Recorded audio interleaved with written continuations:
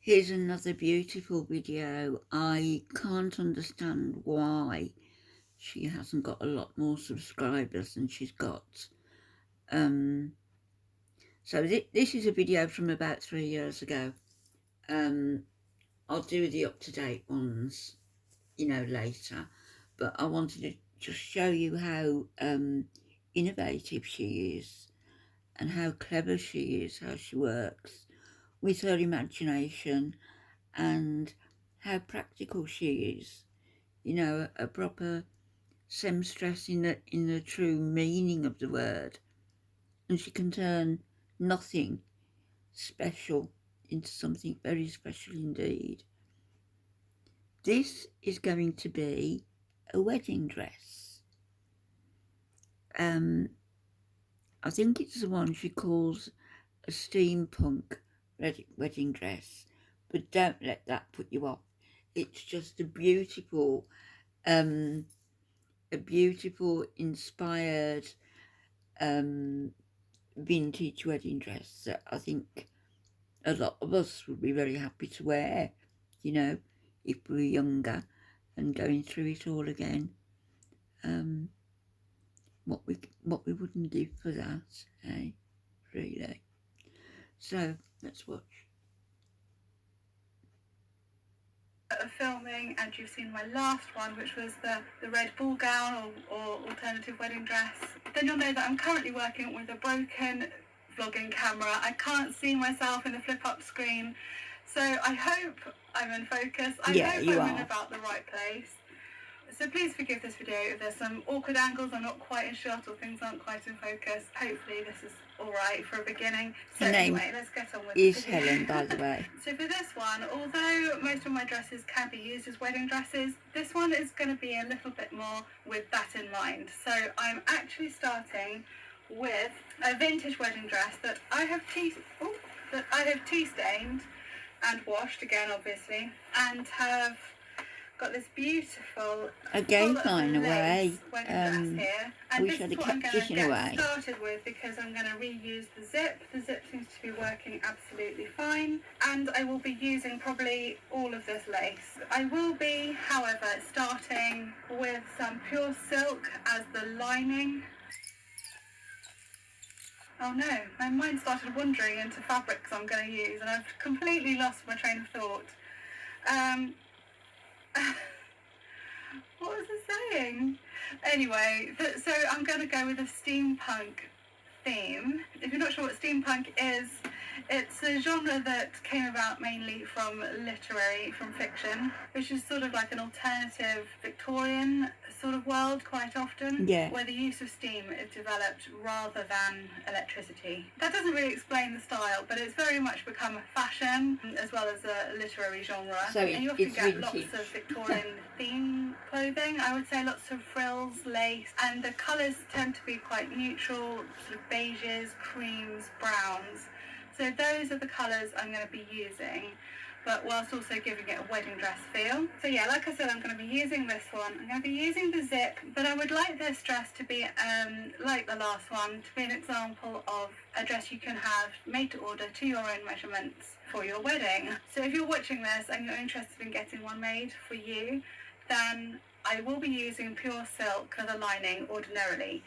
But, so this is why I lost my train of thought. I've just realised I have just run out of my roll of pure silk. So I'm going to be looking around my stash to see if I can do this one with pure silk. Because I would rather that than use this old nylon, which I think it is.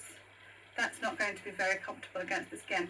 So I'm going to be, for this, oh God, I keep rambling. So for this one, I don't yet know what I'm using for the lining. I've just seen a little bit up here that I used in my natural dyeing one. So this is beautiful. If I don't use this as lining, I will probably incorporate this because the colours are perfect. I might incorporate the silk into the dress. So yeah, the dress will be made from scratch. I'll just be cutting out the zip and then utilise the other fabrics elsewhere amongst the dress. I might still use the nylon. It won't be for the bodice lining. I might use it a bit in the skirt layers to bring out the fullness and the sort of fairy tale feel still. We'll see how we go. And the only other item that I've got ready so far is this bridesmaid dress that I think my daughter bought from a British Home Stores sale because she just wanted it for dressing up. Obviously, she has grown out of this now. And again, this is pure silk, and this lovely fabric here, I might incorporate that into it as well. Oh, I could use this for the lining. I might use this for some of the lining. This is a nice silk. So I'll use the silk lining out of here. Yeah, Nothing that's wasted. nicer. And this is pure silk. We've got some net I can reuse, and this lining here is probably a polyester or viscose, polyviscose blend, I would think. I can use that too. So that's going to be a good sort of donor dress. And apart from that, I have not yet had time today to gather much of a stash. I do have some ivory net up there on my shelf. I will probably be using that. I've just thought, I wonder if she uses mothball deterrent in her room. She must, for this one. like the And little also, I've got more mothball vintage wedding dresses blocks you can get upstairs to hang in my up. other fabric room. And so I will, of course, show you what I use Mothball as I go along. And without I know further what I ado, mean. let's get cracking on this video.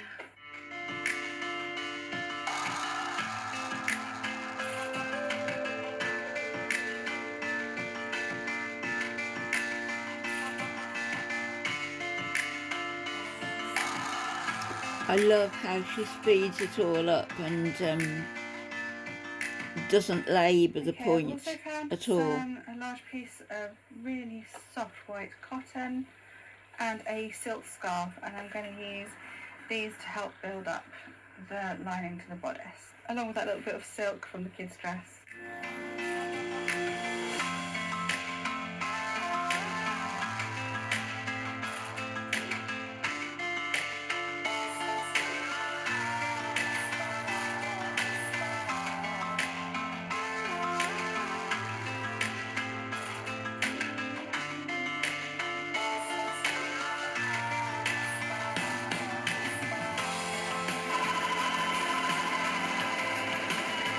So when you think of the hours that go into making this, and it's all going to be handmade just for you, wouldn't that be perfect for your wedding day?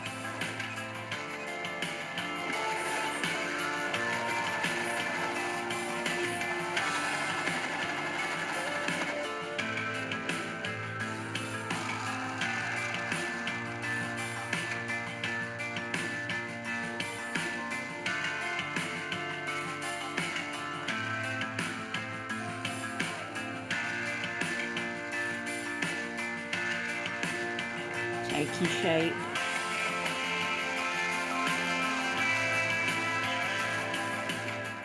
Okay, we've got the shape of the lining all ready I now. just said that. And so this is the fun bit. This is my favourite bit. I can dive into my stash of old vintage laces, and also I have found some more bits and pieces there I should have a look at. And also I found a bag that I've pre-dyed. Most of this is naturally dyed actually with plants from my garden. I think some of this is just tea stained. Yeah, that one's a tea stained bit. So I'll see if there's any fabrics in here that will be right for this project as Do well. you know, I've got the urge to get my machine out, I really have. Right, just before I go on with the lace, I added pockets before I forget. I keep forgetting to add pockets, so yeah, that's the problem in the clothing industry. They keep forgetting to add pockets. So I shall do it now, and then they'll obviously get hidden amongst all the frills and ruffles a bit later. I'm about to cut off the label of this really old vintage bit of lace, and I'm really nervous about it. I'm really nervous it will go onto the bodice here. I'm about to cut off Threads of a fairy tale with her own label.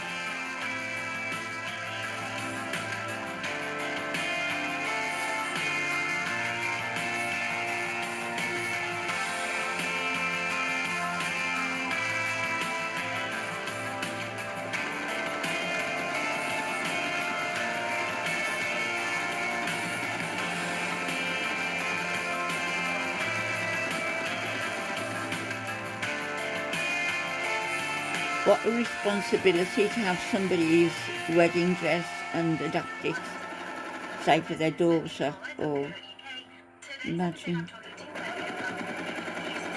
I was going to start putting mine up actually. I did think that I'd like to make it into christening gown, but I guess I didn't have the skill. And I didn't have a sewing machine at that time either.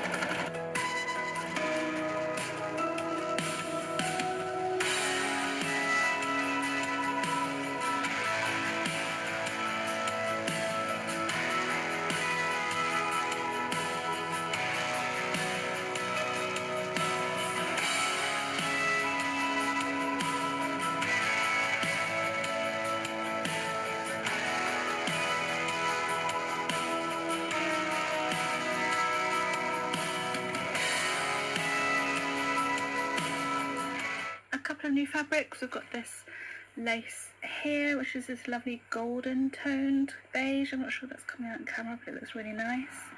And then we've got a couple of bridal fabrics.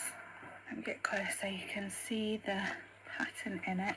This is a gorgeous crepe with this embroidery running through it. It's lovely. It's like ghost dresses, that's how they do their fabric. So I'm going to be using them. I would say the dress is almost halfway. We're getting there with all the layers, but this takes a lot longer sewing on these layers than I thought it would. But yeah, so I've got the whole of the back to do yet, but I'm really enjoying it.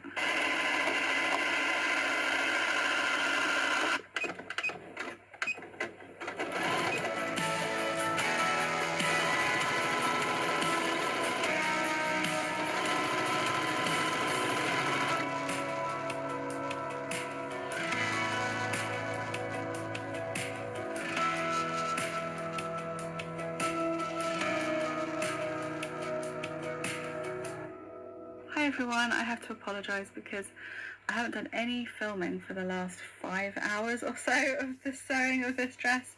The reason being is the day after tomorrow we are going to Venice for the photo shoot for this dress. Oh, lovely. So here's the back, and it's my daughter's 21st birthday tomorrow, so my focus could be on that tomorrow. I was really just sewing non-stop today trying to get this finished.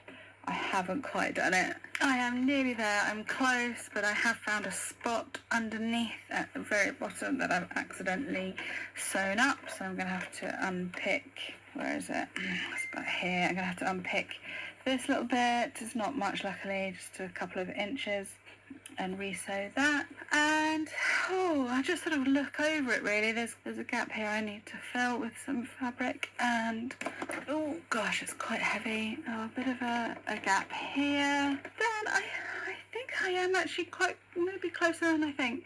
I do want to do quite a bit more work on the neckline. I haven't decided yet whether I'm going to do some more bits on the waist. Yeah, I want to do some hand stitching, add some pearls and some cool little embellishments. So yeah, that's going to have to be tomorrow because it is well past bedtime and I'm getting very tired. So hopefully I can show you the finished thing tomorrow in daylight, because at the moment these colours aren't quite accurate. Okay, I'll say goodnight for now. Parla poco italiano. Parlo poco italiano. The word for